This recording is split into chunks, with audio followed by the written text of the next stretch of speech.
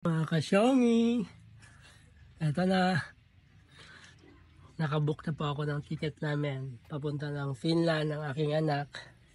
See you there sa Finland. Ito na yung ticket namin.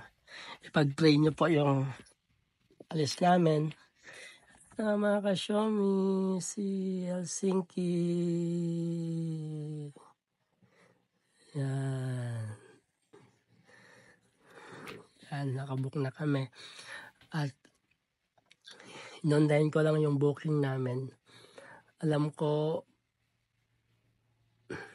nakatipid kami doon sa ticket, no? Dalawang bagahe na ng taga tig 23. Ganitong bagahe, dalawa nito sa bawat isa sa amin. 4 yung bagahe namin sa 23. At mura doon sa online. Oh, nag-book ako dito sa site ng Traveloka. Yun, no, may travel tax na included, no? Isang bansa lang yung dadaanan namin.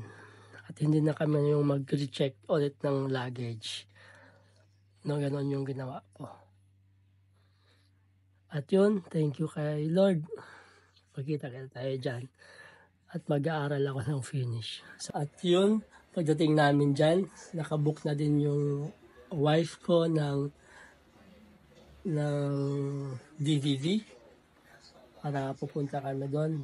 Pagdating namin dyan sa Finland. At naman naka-appointment na po.